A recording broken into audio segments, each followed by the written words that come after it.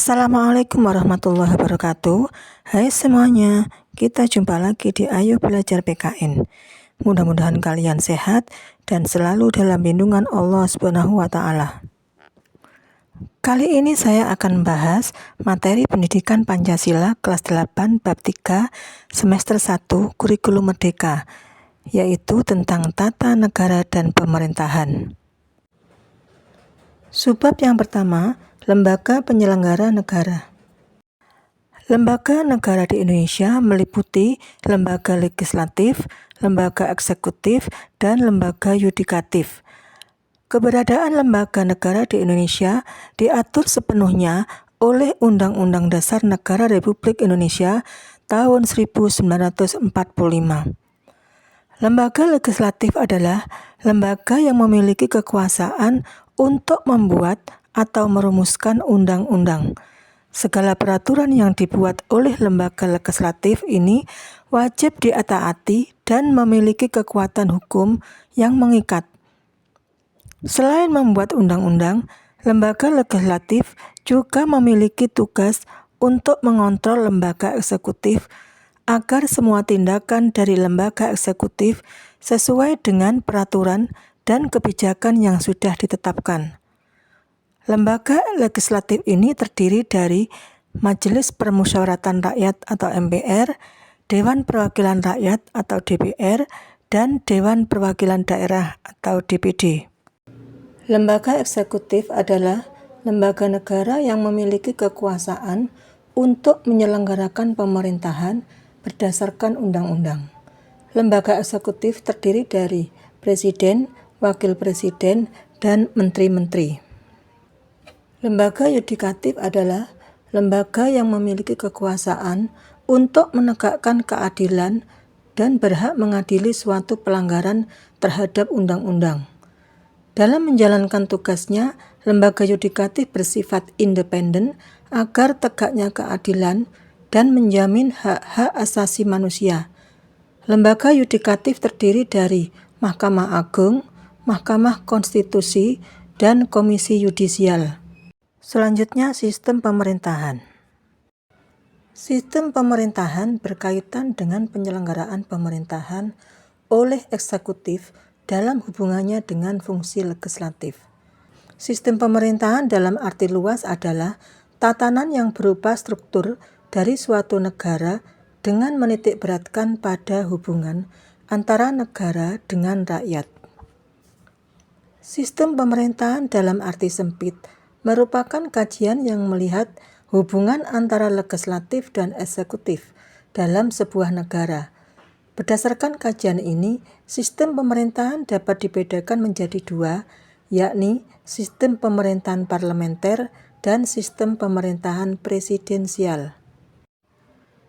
Perbandingan sistem pemerintahan presidensil dengan parlementer. Pada presidensil, 1. Presiden berfungsi sebagai kepala negara sekaligus kepala pemerintahan. 2. Presiden dibantu oleh sejumlah menteri yang diangkat oleh presiden. 3. Para menteri bertanggung jawab kepada presiden, tetapi presiden tidak bertanggung jawab kepada parlemen. 4. Presiden tidak dapat membubarkan parlemen. 5. Parlemen tidak dapat menurunkan presiden. Sedangkan pada parlementer, 1. Presiden atau raja atau ratu berfungsi sebagai kepala negara, sementara Perdana Menteri berfungsi sebagai kepala pemerintahan. 2. Perdana Menteri memimpin para menteri dalam menjalankan tugas pemerintahan. 3. Perdana Menteri dan kabinetnya bertanggung jawab kepada parlemen. 4. Parlemen bisa membubarkan pemerintahan dengan mengajukan mosi tidak percaya. 5. Pemerintah melalui kepala negara juga dapat membubarkan parlemen dengan dasar parlemen tidak lagi mencerminkan aspirasi rakyat. Lalu bagaimana dengan sistem pemerintahan di Indonesia? Sejak awal kemerdekaan, negara Indonesia menganut sistem pemerintahan presidensial. Hal ini selaras dengan bunyi pasal 4 ayat 1 Undang-Undang Dasar Negara Republik Indonesia tahun 1945 bahwa Presiden Republik Indonesia memegang kekuasaan pemerintahan menurut undang-undang, serta pasal 17 ayat 1 dan ayat 2 yang berisi bahwa Presiden dibantu oleh menteri-menteri yang diangkat dan diberhentikan oleh Presiden. Namun pada tahun 1949 sampai 1950, Indonesia menganut sistem pemerintahan parlementer. Bukti dari bentuk pemerintahan parlementer adalah terdapat pada Konstitusi RIS 1949 pada pasal 69 ayat 1 bahwa Presiden adalah kepala negara dan pasal 74 ayat 2 bahwa Presiden mengangkat Perdana Menteri dan menteri-menteri yang lain. Pemerintahan parlementer tidak berjalan baik di Indonesia karena dengan diterapkannya sistem pemerintahan tersebut menjadikan ketidakstabilan politik. Hal tersebut ditandai dengan sering bergantinya kabinet, sebab kabinet yang ada dinilai tidak dapat melaksanakan program secara utuh dan tidak dapat mencapai tuntutan dari parlemen. Kemudian dikeluarkanlah Dekret Presiden pada 5 Juli 1959 yang menandakan bahwa sistem pemerintahan di Indonesia kembali menganut sistem pemerintahan presidensial. Selanjutnya, pemerintahan daerah provinsi, kota, dan kabupaten. Pemerintah daerah provinsi. Provinsi adalah suatu satuan teritorial, seringnya dijadikan nama sebuah wilayah administratif pemerintahan di bawah wilayah negara atau negara bagian. Sebuah provinsi terdiri atas gabungan beberapa pemerintahan kabupaten atau kota. Wilayah provinsi dipimpin oleh kepala daerah yang disebut gubernur.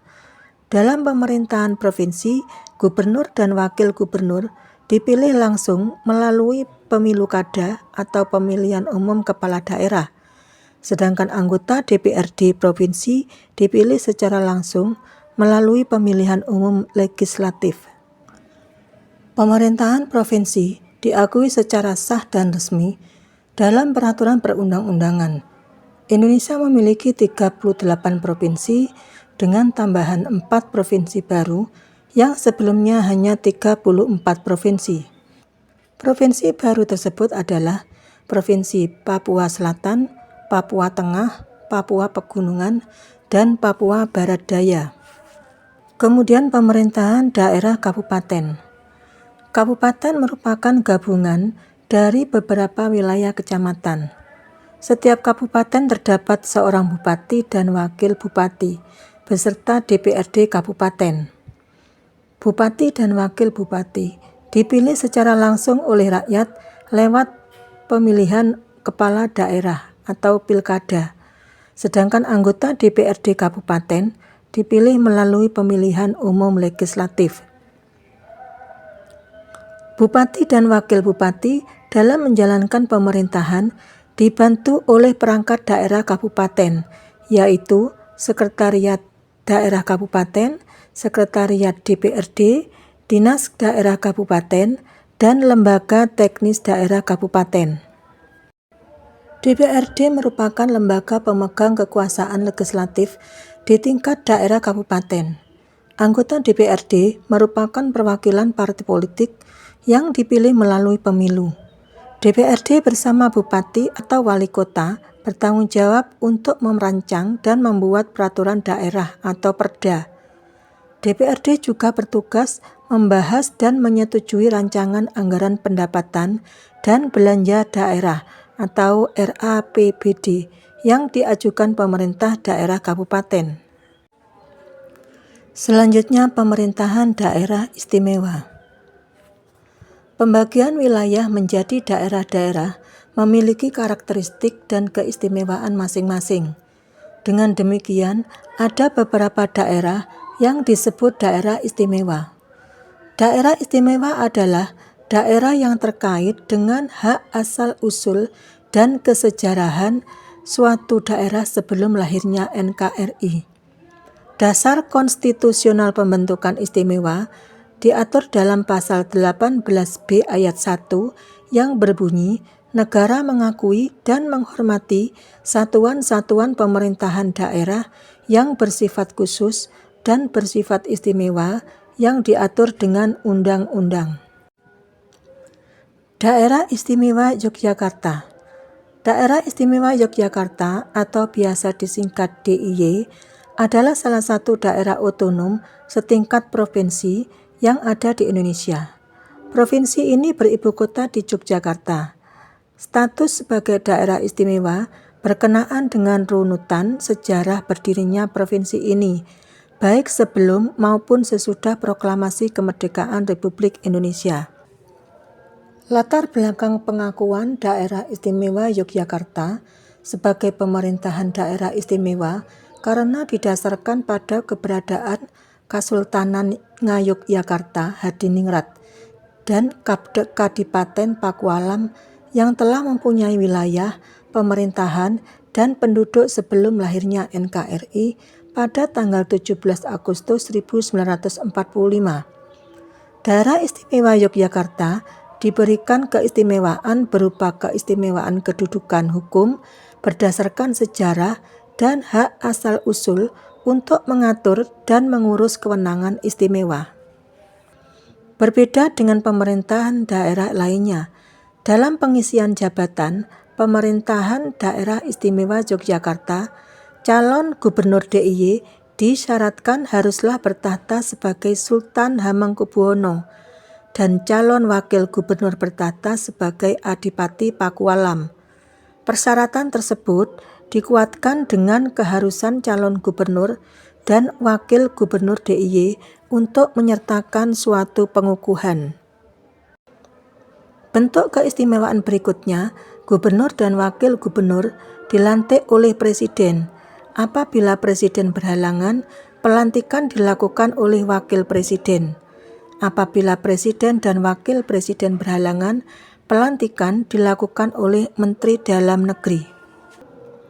Masa jabatan Sultan Hamengkubuwono yang bertahta sebagai gubernur dan Adipati Pakualam yang bertahta sebagai wakil gubernur ditetapkan selama 5 tahun terhitung sejak pelantikan dan tidak terikat ketentuan 2 kali periodisasi masa jabatan seperti pengaturan mengenai masa jabatan gubernur dan wakil gubernur lainnya undang-undang tentang pemerintahan daerah. Periodisasi masa jabatan gubernur dan wakil gubernur DIY ditentukan oleh masa bertahtanya Sultan Hamengkubuwono dan Adipati Pakualam. Selain itu, calon gubernur dan wakil gubernur DIY disyaratkan bukan sebagai anggota partai politik. Hal ini sejalan dengan mekanisme pengangkatan gubernur dan wakil gubernur DIY yang dilakukan melalui penetapan, bukan pemilu. Dengan persyaratan dan mekanisme penetapan ini, gubernur dan wakil gubernur DIY berada dalam posisi netral, tidak berafiliasi dan tidak mewakili partai politik manapun, tetapi merupakan representasi dari seluruh masyarakat DIY. Keistimewaan berikutnya adalah keistimewaan di bidang pertanahan. Pengaturan keistimewaan di bidang pertanahan ditentukan bahwa dalam penyelenggaraan kewenangan pertanahan, kasultanan dan kadipaten dinyatakan sebagai badan hukum. Tanah kasultanan dan tanah kadipaten meliputi tanah keprabon dan tanah bukan keprabon yang terdapat di seluruh kabupaten atau kota dalam wilayah DIY. Selanjutnya, Daerah Istimewa Aceh. Asal-usul Provinsi Daerah Istimewa Aceh pada mulanya karena Aceh merupakan tempat masuk pertama kalinya agama Islam di Indonesia dan terdapat Kesultanan Aceh yang mengalami kejayaan pada abad ke-17. Kemudian kesultanan tersebut mengalami kemerosotan karena pergantian raja yang tidak mampu mempertahankan kebesaran kerajaan, serta adanya perang dengan Belanda pada tahun 1873. Kalahnya Aceh dalam perang menyebabkan Aceh dimasukkan dalam Hindia Timur Belanda. Selanjutnya, dengan dikeluarkannya UU Nomor 1 Tahun 1957 Kedudukan Provinsi Aceh menjadi daerah swatantra tingkat 1 pada 27 Januari 1957. Demi menjaga persatuan dan kesatuan bangsa karena adanya gejolak politik di Aceh, maka Perdana Menteri Hardi menindaklanjuti terkait hal tersebut dan menghasilkan keputusan Perdana Menteri Republik Indonesia nomor 1/MISI/1959 yang berisi bahwa daerah swatantra tingkat 1 atau Provinsi Aceh diberi status daerah istimewa dengan sebutan lengkap Provinsi Daerah Istimewa Aceh. Nah, itulah tadi pembahasan materi Pendidikan Pancasila kelas 8 bab 3 semester 1 Kurikulum Merdeka tentang tata negara dan pemerintahan. Mudah-mudahan bermanfaat. Sekian dan terima kasih. Wassalamualaikum warahmatullahi wabarakatuh.